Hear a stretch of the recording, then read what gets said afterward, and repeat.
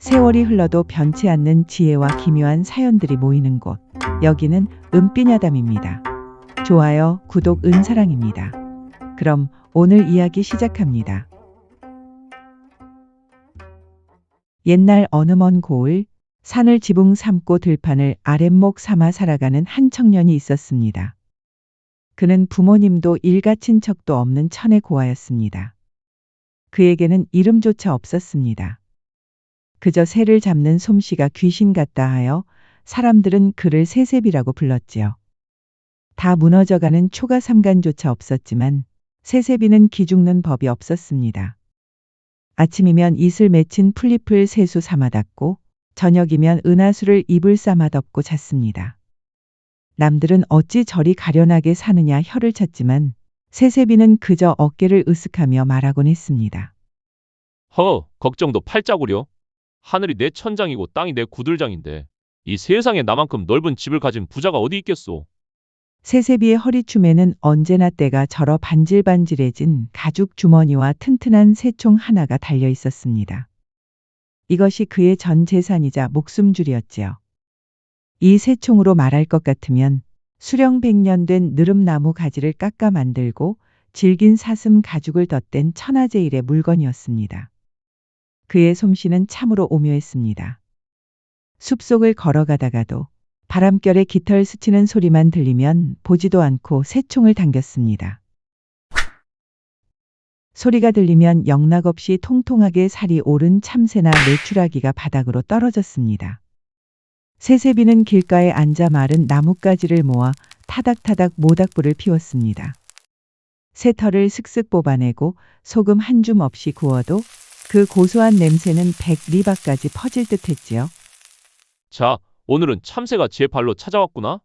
불이 좋으니 맛도 좋겠어. 임금님 수라상이 부럽겠느냐. 이 맛에 사는 거지. 그는 콧노래를 흥얼거리며 혼자만의 만찬을 즐겼습니다. 그러던 어느 화창한 봄날이었습니다. 산자락을 따라 걷던 새새비는 담장이 아주 높고 기와지붕이 으리으리한 어느 대갓집 담장을 지나게 되었습니다. 담장 너머로는 하얀 백꽃이 눈송이처럼 흩날리고 있었습니다. 그때 새새비의 예리한 눈에 배나무 꼭대기에 앉아있는 산비둘기 한 마리가 포착되었습니다. 아주 통통하게 살이 올라 날개조차 무거워 보이는 놈이었지요. 새새비는 침을 꼴깍 삼키며 중얼거렸습니다. 저놈 참 실하다. 저거 한 마리면 오늘 저녁은 만사형통이겠소. 그는 발소리를 죽여 살금살금 다가갔습니다. 숨을 멈추고 왼손으로 새총의 손잡이를 단단히 쥐었습니다. 오른손으론 가죽끈에 매끄러운 돌멩이를 끼워 귓바퀴까지 팽팽하게 당겼습니다. 고무줄이 지잉하고 비명을 지를 듯 긴장감이 팽팽해진 순간 돌멩이는 번개처럼 허공을 가르고 날아가 산비둘기의 가슴팍에 명중했습니다. 날개를 퍼덕이던 새는 힘없이 꺾이며 아래로 떨어졌습니다. 그런데 앞불싸, 새가 떨어진 곳은 담장 밖이 아니라 저 높은 담장 안쪽 깊숙한 앞마당이었습니다. 평소라면 남의 집 담장을 넘는 일 따위는 하지 않았을 새새비였지만 오늘따라 그 새가 너무 아까웠습니다. 에라, 새만 얼른 주워 나오면 누가 알겠어.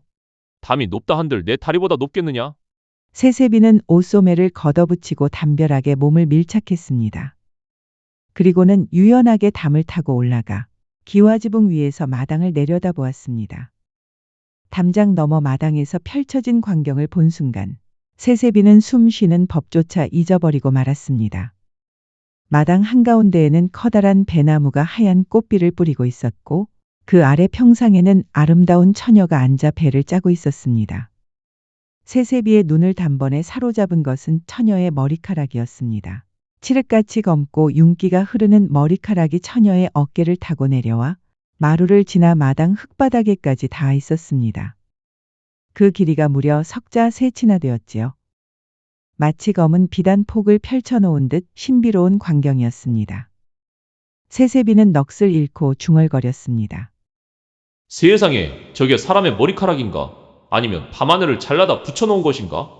새새비는 마당 구석에 떨어진 산비둘기를 발견하고는 담에서 훌쩍 뛰어내렸습니다. 툭하고 가볍게 착지하는 소리에 배를 짜던 처녀가 소스라치게 놀라 고개를 돌렸습니다. 리시온데 감히 남의 집 앞마당에. 처녀는 너무 놀라 얼굴이 하얗게 질렸고 손에 쥐고 있던 북을 떨어뜨렸습니다. 웬 떡거머리 총각이 꾀죄죄한 옷차림으로 무기를 든 채 마당에 서 있으니 도둑이나 괴한으로 생각할 법도 했지요. 그러나 세세비는 오히려 처녀보다 더 당당했습니다. 떨어진 새를 태연하게 집어들며 말했습니다. 놀라게 해서 미안하오. 내 새총에 맞은 새가 이리로 떨어져서 주우러 왔소이다.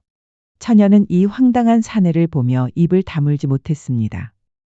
당장 소리를 질러 머슴들을 부를 법도 한데 세세비의 눈빛이 워낙 맑고 거침이 없어 자기도 모르게 멍하니 그를 바라보게 되었습니다. 세세비는 한술 더 떴습니다. 처녀가 보고 있거나 말거나 마당 한 구석에 있는 마른 나뭇가지를 쓱쓱 모으더니 부싯돌을 쳐서 타닥타닥 불을 피우기 시작한 것입니다. 아니, 지금 여기서 무엇을 하시는 겁니까? 어서 나가지 않으시고. 잠시만 기다려보시오. 새는 잡자마자 구워야 제맛인 법이라오. 이 금방 구운 고기 냄새를 맡으면 아가씨도 화를 못 내실 거요. 세세비는 능숙한 솜씨로 새의 털을 뽑고 나뭇가지에 꿰어불 위에 올렸습니다. 불꽃이 일렁이며 고기가 익어가는 소리가 들리고 고소한 기름 냄새가 마당 가득 퍼졌습니다. 처녀는 당황하여 얼굴이 발개진 채 부들부들 떨었지만 한편으로는 생전 처음 보는 이 자유로운 사내의 행동에 묘한 호기심이 생기기 시작했습니다.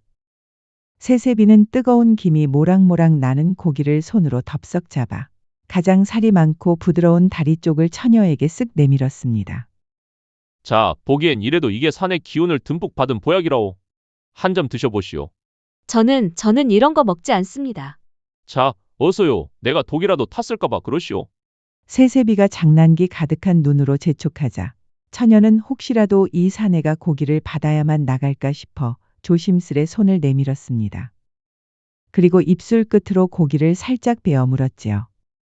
순간 처녀의 눈이 번쩍 뜨였습니다. 집에서 먹던 정갈한 음식과는 비교도 할 수 없는 야생의 풍미와 고소함이 입안 가득 퍼졌습니다.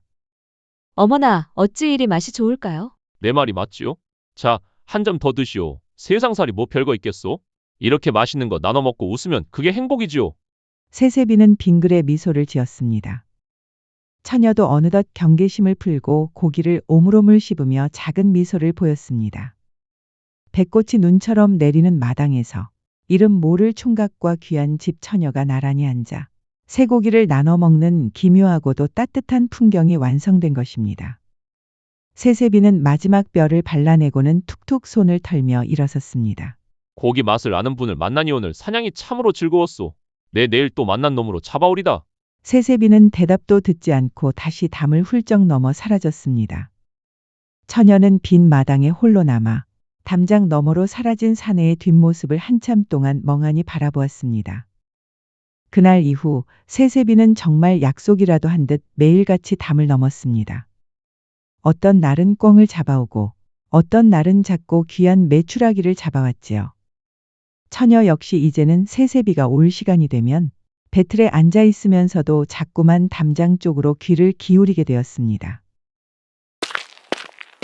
담 너머에서 가벼운 발소리가 들리면 처녀의 가슴은 설렘으로 두근거렸습니다. 세세비는 마당에 불을 피우며 세상 밖 돌아가는 이야기를 구수하게 풀어놓았습니다. 장터의 시끌벅적한 구경거리, 산속 깊은 곳에 핀 이름 모를 꽃 이야기, 그리고 구름 위를 나는 매의 웅장한 날갯짓까지 평생 담장 안에서만 살아온 처녀에게 세세비의 이야기는 미지의 세계로 통하는 창문과도 같았습니다. 아가씨, 저 산 너머에는 말이오. 하늘과 맞닿은 절벽이 있는데 거기서 보는 노을은 아가씨 머리카락처럼 검붉고 아름답소. 언젠가 꼭 보여주고 싶구려. 세세비님은 참으로 자유로운 분이시네요. 저는 이 긴 머리카락처럼 이 집에 묶여 사는데 말이어요. 처녀는 어느덧 세세비에게 마음을 기댔고 두 사람 사이에는 말하지 않아도 통하는 깊은 정이 싹 텄습니다. 그러던 어느 날이었습니다. 해가 서산으로 뉘엿뉘엿 넘어가고 백꽃잎이 마당 가득 쌓여가는데도 세세비의 모습이 보이질 않았습니다. 이상하다. 늘 이맘때면 오셨는데. 처녀는 배를 짜는 척하면서도 자꾸만 실을 놓쳤습니다. 담장 밖에서는 개 짖는 소리만 들릴 뿐 그토록 기다리던 경쾌한 발소리는 들리지 않았습니다. 하루가 가고 이틀이 가고 사흘이 지나도록 새세비는 나타나지 않았습니다. 마당 한 구석 새세비가 불을 피웠던 자리는 이미 식어버린 재만 남았습니다. 처녀의 마음도 그 재처럼 싸늘하게 식어가는 듯했습니다. 닷새째 되던 날 그녀는 평상 아래 굴러다니던 작은 돌멩이 하나를 집어들었습니다. 새세비가 새를 잡을 때 쓰던 돌멩이와 닮은 놈이었지요. 처녀는 그 돌멩이를 배나무 위로 힘껏 던져 보았습니다. 돌멩이는 새는커녕 나뭇가지 하나 제대로 맞히지 못하고 힘없이 떨어졌습니다. 처녀의 눈에서 참았던 눈물이 왈칵 쏟아졌습니다. 매일 오겠다고 약속해놓고 이리도 사람 속을 태우시나요? 처녀는 떨어지지도 않은 새를 잡겠다고 허공에 돌을 던지며 보이지 않는 사내를 향해 원망 섞인 그리움을 쏟아냈습니다. 그때였습니다. 처녀의 등 뒤에서 익숙하고도 장난기 가득한 목소리가 들려왔습니다. 허허, 아가씨. 그 실력으론 100년을 던져도 참새 한 마리 못 잡으시겠소? 차라리 내 새총을 빌려드릴까요? 처녀가 깜짝 놀라 돌아보니 새세비가 담장 밑에 기대어 서서 웃고 있었습니다. 처녀는 반가움과 서러움이 뒤섞여 얼굴이 새빨개졌습니다. 어디 갔다가 이제 오시는 겁니까? 사람을 이토록 기다리게 해놓고 웃음이 나오세요? 아이고, 무서워라. 내가 그동안 아가씨와 평생 먹고 살 자리를 마련하느라 좀 늦었소. 이제 쇠고기 값 정산할 때가 되었지 않소? 새세비는 성큼성큼 다가와 처녀의 두 손을 꽉 잡았습니다. 가진 것 없는 이 새세비가 아가씨께 드릴 건 매일 구워주는 따뜻한 고기뿐이지만 평생 아가씨 곁에서 바람막이가 되어주고 싶소. 나와 함께 가시겠소? 처녀는 잠시 망설이는 듯하더니 이내 결심한 듯 고개를 끄덕였습니다. 새세비는 세상을 다 얻은 듯 환호하며 처녀를 번쩍 들어등에 업었습니다. 석자 새치의 긴 머리카락이 새세비의 등 뒤로 휘날렸고 두 사람은 어두워지는 밤 공기를 가르며 담을 뛰어넘어 멀리 사라졌습니다. 담을 넘어 도망친 새세비와 각시는 깊은 산속 맑은 시냇물이 흐르고 산새들이 노래하는 외딴 곳에 빈 오두막에 자리를 잡았습니다. 비록 비가 오면 천장에서 물이 새고 바람이 불면 문짝이 덜덜 떨리는 허름한 집이었지만 두 사람에게는 그곳이 바로 천국이었습니다. 새세비는 매일 아침 싱싱한 새를 잡아와 각시에게 구워주었고 각시는 앞마당에 소박한 채소밭을 일구며 남편을 기다렸습니다. 저녁이면 모닥불 앞에 나란히 앉아 서로의 온기를 나누었지요. 새세비는 각시의 그 긴 석자 새치 머리카락을 정성스레 빗겨주며 속삭였습니다. 각시, 내가 전생에 무슨 덕을 쌓아서 당신 같은 보배를 얻었을까? 내 손에 흙 묻히는 건 참아도 각시 눈에 눈물 고이는 건 못 참겠소. 서방님, 저는 비단옷도 보석도 필요 없어요. 그저 이렇게 매일 서방님이 구워주는 고기 한 점 먹으며 옆에 있는 것만으로도 충분하답니다. 그런데 문제가 하나 생겼습니다. 새세비가 각시가 너무 예쁘고 사랑스러워서 한시도 곁을 떠나려 하지 않는 것이었습니다. 나무를 하러 산에 가야 하는데도 대문 앞에서 발걸음을 떼지 못하고 각시 손만 만지작거렸지요. 서방님, 벌써 해가 중천에 떴어요. 어서 산에 가서 땔감을 해오셔야죠. 겨울이 오면 어쩌시려고요?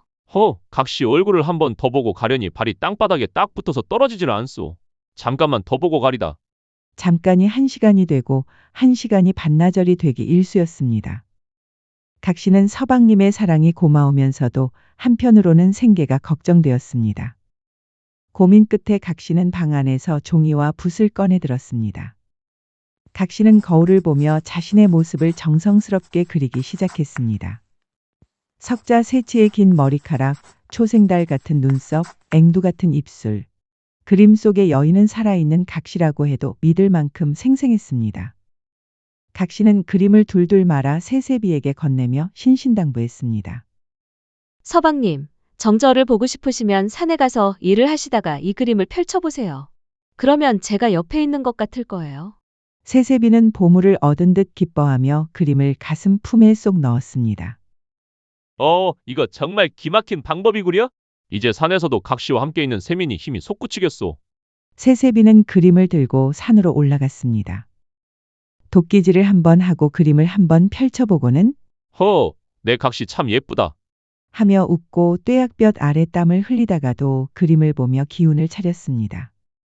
그런데 그날 오후 운명의 장난 같은 일이 벌어졌습니다. 새세비가 나무 구루터기에 앉아 그림을 소중하게 펼쳐놓고 감상하던 순간 갑자기 산등성이에서 휘잉 하고 거센 돌풍이 불어왔습니다. 안 돼. 내 각시. 새세비가 손을 뻗어보았지만 얇은 종이 그림은 나비처럼 팔랑거리며 하늘 높이 솟구쳤습니다. 그림은 새세비의 손이 닿지 않는 곳으로 산 아래 큰 길을 향해 펄펄 날아가 버렸습니다. 새세비는 넋이 나간 채 산 아래로 구르듯 뛰어내려갔습니다. 한편 산 아래 큰 길에는 화려한 깃발을 앞세우고 금빛 번쩍이는 가마를 탄 임금의 행차가 줄을 잇고 있었습니다. 권태로운 표정으로 가마 밖을 내다보던 임금의 무릎 위로 하늘에서 내려온 종이 한 장이 툭 하고 떨어졌습니다. 이것이 무엇이냐? 하늘이 내게 보내는 서신이라도 된단 말이냐? 임금이 귀찮은 듯 종이를 펼친 순간 그의 눈이 번쩍 뜨이고 입이 쩍 벌어졌습니다. 그림 속에는 석자 새치의 머리카락을 늘어뜨린 채 환하게 웃고 있는 이 세상 사람 같지 않은 미모의 여인이 그려져 있었기 때문입니다. 세상에, 내 평생 발도강산의 미인을 다 보았으나 이런 여인은 꿈속에서도 본 적이 없다. 이 긴 머리카락과 맑은 눈망울이라니. 여봐라, 당장 행차를 멈춰라. 이 그림이 날아온 저 산속 집을 당장 샅샅이 뒤져 이 여인을 내 눈앞으로 데려오너라. 임금은 직접 가마에서 내려 군사들을 진두지휘하며 산속 오두막으로 들이닥쳤습니다. 마당에서 평화롭게 물을 깃던 각시는 갑자기 나타난 수백 명의 군사와 화려한 옷차림의 임금을 보고 얼어붙고 말았습니다. 임금은 그림과 실물을 번갈아 보더니 광기 어린 웃음을 터뜨렸습니다. 그림보다 실물이 100배는 더 곱구나. 하늘이 나를 위해 이 산속에 보물을 숨겨두었었구나. 여봐라, 이 여인을 당장 가마에 태워라. 오늘부터 이 여인은 나의 왕비가 될 것이다. 각시는 겁에 질려 뒷걸음질치며 소리쳤습니다. 이건 놓으세요. 저는 이미 서방님이 있는 몸입니다. 산에 간 채 서방님이 오시면 가만두지 않을 것입니다. 하지만 임금은 코웃음을 쳤습니다. 서방님, 이런 비천한 산골놈이 어찌 이리 고운 꽃을 품는단 말이냐. 당장 끌고 가라. 멀리서 나무 더미를 내팽개치고 달려오는 새세비를 본 각시는 군사들의 손을 뿌리치고 가마문을 부여잡으며 마지막 힘을 다해 외쳤습니다. 서방님, 저 임금의 권력에 굴복하지 마세요. 저를 찾으려면 힘만으로는 안 됩니다. 새 잡아서 3년, 공부해서 3년, 뜀뛰어서 3년, 9년을 하루같이 닦아서 저를 찾으러 오세요. 저는 죽어도 서방님을 기다릴 것입니다. 무자비한 임금의 행차는 흙먼지를 일으키며 순식간에 시야에서 사라졌습니다. 새세비는 각시의 머리카락 한 올조차 붙잡지 못한 채 흙바닥에 주저앉아 땅을 치며 통곡했습니다. 임금이면 남의 각시를 이렇게 뺏어가도 된단 말이냐? 내 반드시 9년 뒤에 당신의 그 왕관을 비웃으며 각시를 찾아오리라. 각시가 떠난 오두막 마당에서 며칠을 뜬 눈으로 지새우던 새세비는 가장 먼저 새총을 고쳐 잡았습니다. 이제 사냥은 배를 채우기 위함이 아닌 찰나를 포착하는 인내와 집중력의 수련이었습니다. 그는 칠흑 같은 어둠 속에서도 날갯짓 소리만으로 새의 발목만 맞춰 생포하는 경지에 이르렀습니다. 그는 매일 밤 잡은 새들의 깃털 중 가장 귀한 것들을 골라 옷을 지었습니다. 이 깃털 하나하나의 그리움을 담고 바느질 한 땀마다 복수를 새기리라. 이 옷은 임금을 파멸로 이끌 덫이 될 것이다. 3년 뒤 바람이 불 때마다 수만 개의 깃털이 일렁이며 보는 이의 눈을 현혹하는 신비로운 새털 장옷이 완성되었습니다. 다음 3년 새세비는 은거하는 노학자를 찾아가 글을 배웠습니다. 각시를 되찾으려면 힘만으로는 부족함을 알았기 때문입니다. 그는 밤낮 없이 책을 읽으며 나라의 법도와 사람의 마음을 꿰뚫는 통찰력과 변수를 익혔습니다. 성벽을 무너뜨리는 것은 도끼가 아니라 지혜다. 임금의 오만함을 무너뜨릴 길을 찾으리라. 시간이 흐르자 세세비의 눈빛에는 사냥꾼의 날카로움 위에 선비의 서늘한 지혜가 깃들게 되었습니다. 마지막 3년, 세세비는 자신의 몸을 병기로 만들었습니다. 양다리에 납덩이를 매달고 절벽을 오르내리며 폭포수 아래에서 길을 닦았습니다. 마침내 그는 날아가는 화살보다 빠르게 숲을 가로지르는 신법을 터득했습니다. 내 다리는 바람이 되고 몸은 보이지 않는 귀신이 되어 단숨에 각시에게 달려가리라. 9년의 마지막 날, 절벽에서 비상하듯 가뿐히 착지한 그는 더 이상 예전의 무력한 총각이 아니었습니다. 그 사이 궁궐로 들어간 각시는 어찌 되었을까요? 임금은 각시의 미모에 반해 온갖 보물과 비단옷을 쏟아부었지만 각시는 9년 동안 단 한 번도 웃지 않았습니다.